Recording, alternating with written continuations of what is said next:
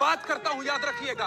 ना बीजेपी ना कांग्रेस, और मुझे नहीं चाहिए कांग्रेस से खड़े लोगों, यहाँ के लोगों का समर्थन बिल्कुल नहीं चाहिए। अकेला आया था, अकेले ही जाऊंगा। लेकिन अगर आप इस तरह से धमकी देंगे और इधर से गुंडाई करेंगे तो मैं बर्दाश्त नहीं करूंगा। जनता जिंदाबाद में आज इतना ही।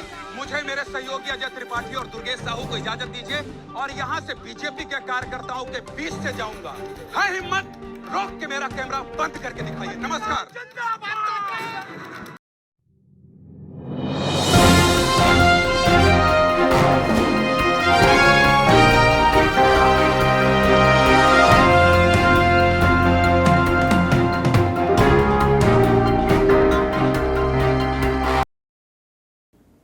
कौन है वो ज्ञानेंद्र तिवारी, एबीपी न्यूज का वो पत्रकार जिसने धज्जियां उड़ा दी आज जबलपुर में प्रेस कॉन्फ्रेंस के माध्यम से या डिबेट के माध्यम से।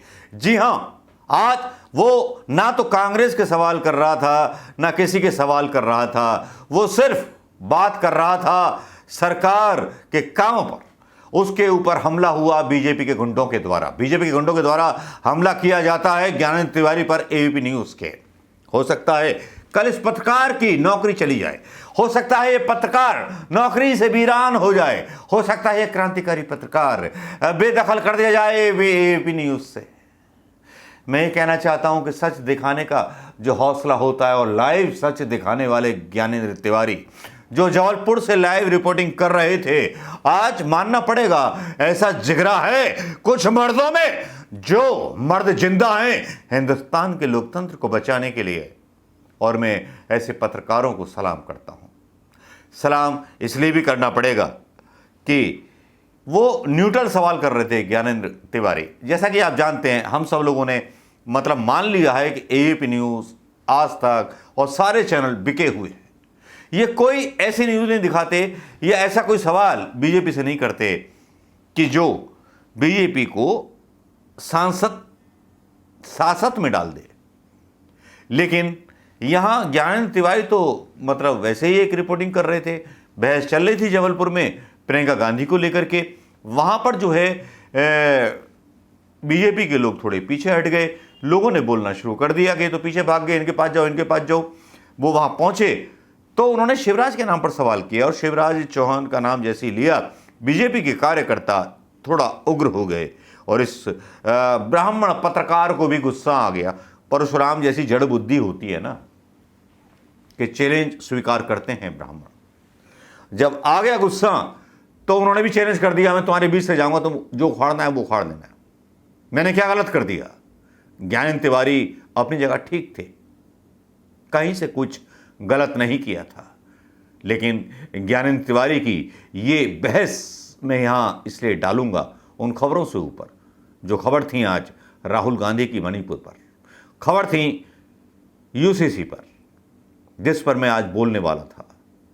यूनिफॉर्म सिविल कोड, जिसके बारे में हिंदुओं को 1% भी नहीं मालूम। वो इसीलिए खुश हो रहे हैं कि मुसलमानों का नुकसान हो जाएगा। भैया थोड़ा सब्र। राहुल गांधी पर मेरा कल सुबह वीडियो आ जाएगा मणिपुर यात्रा पर, और विश्लेषण करने के बाद राहुल गांधी की यात्रा को जिस तरह से रोका गया है असंवैधानिक तरीके से, और सरकार खुद जाने को वहाँ तैयार नहीं है, मोदी जी वहाँ बोलने को तैयार नहीं है, और कोई भी कुछ करने को तैयार नहीं है। लेकिन यूनिफॉर्म सिविल कोड हिंदुओं के लिए कितना घातक होगा, कितनी बड़ी आग लग जाएगी इस देश में, इसके बारे में आप शायद कल्पना नहीं कर सकते। इसको डर मत समझिएगा। लेकिन एबीपी साहसी पत्रकार कहूँगा, इस साहसी पत्रकार को सैल्यूट तो बोलना बनता है। ये डिबेट डाल रहा हूं, यहां सुनिएगा। आप जैसा कि देख रहे हैं कि बीजेपी के नेताओं ने अभी से मैदान छोड़ दिया है, और उन्हें भी पता है कि मध्य प्रदेश में कांग्रेस की सरकार, बीजेपी के नेताओं ने मैदान छोड़ दिया। चलो अब बीजेपी की बात, अब बीजेपी के बाद क्या आप लोग मैदान छोड़ रहे हैं? क्या आप लोग मैदान छोड़कर भाग रहे हैं? ये नहीं, एक मिनट, एक तो आप बात करने का समय दीजिए। आप जब तक मुद्दों को नहीं समझेंगे, जबलपुर के विकास का ड्रास्टिक चेंज यदि कोई लेकर आया तो भारतीय जनता पार्टी की सरकार लेकर आई है।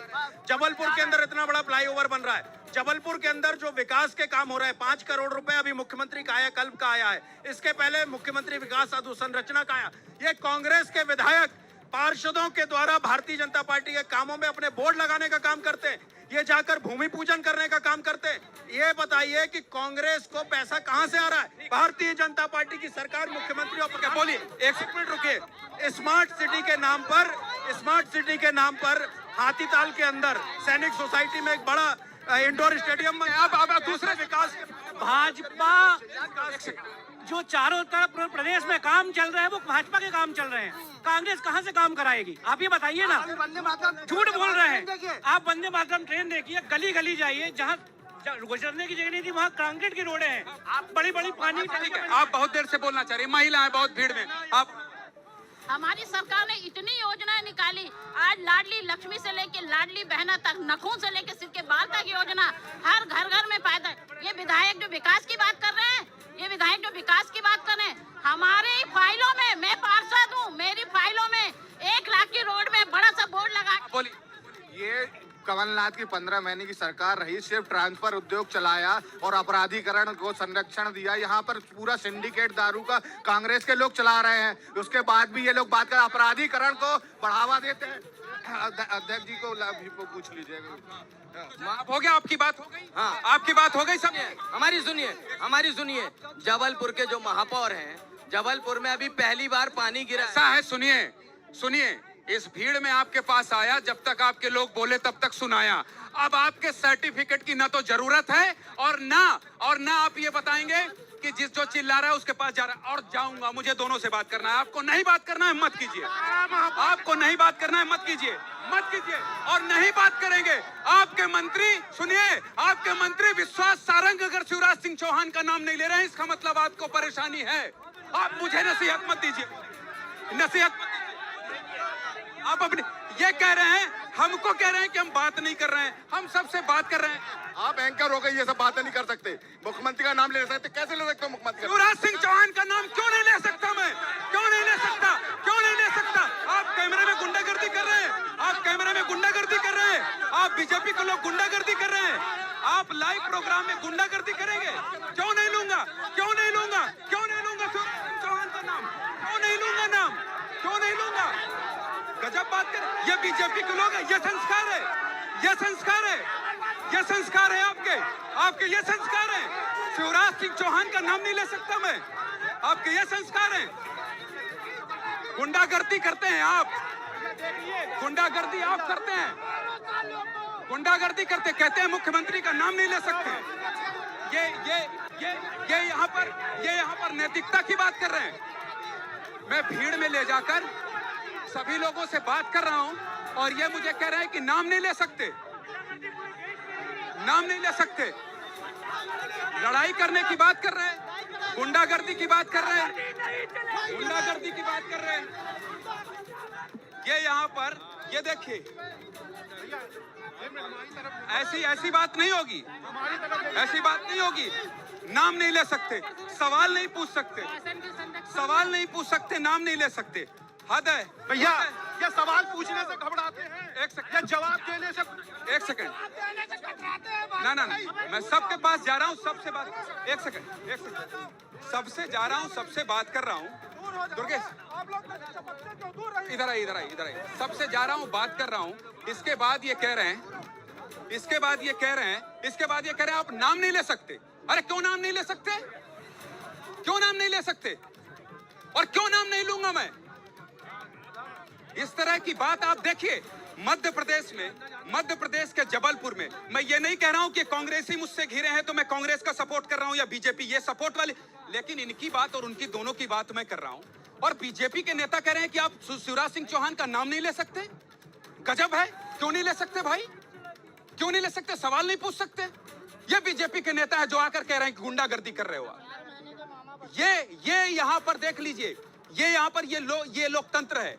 ये बीजेपी का लोकतंत्र है। और माफ कीजिएगा, जनता जिंदाबाद करता हूं मैं कोई भी बात कहने से गुरेज नहीं करता। अगर आपको मुझे मारना है, मुझे पीटना है, तो इस गेट से निकलने से पहले आप मेरी लाश बिछा दीजिए, तब भी बोलूंगा। मैं जनता जिंदाबाद करता हूं, याद रखिएगा। न बीजेपी न कांग्रेस, और मुझे नहीं चाहिए कांग्रेस से खड़े लोगों, यहाँ के लोगों का समर्थन बिल्कुल नहीं चाहिए। अकेला आया था, अकेले ही जाऊंगा। लेकिन अगर आप इस तरह से धमकी देंगे और इधर से गुंडाई करेंगे तो मैं बर्दाश्त नहीं करूंगा। जनता जिंदाबाद में आज इतना ही।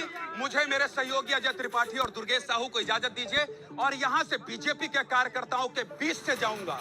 है हिम्मत, रोक के मेरा कैमरा बंद करके दिखाइए। ये डिबेट आपने सुन ली होगी और डिबेट सुनने के बाद आप खुद फैसला कीजिए कि बीजेपी के लोग इतना गुस्से में क्यों हैं। ये वही ज्ञानेंद्र तिवारी हैं जिन्होंने बागेश्वर धाम के बाबा को एकदम से उनके ऊपर खुलासा किया था।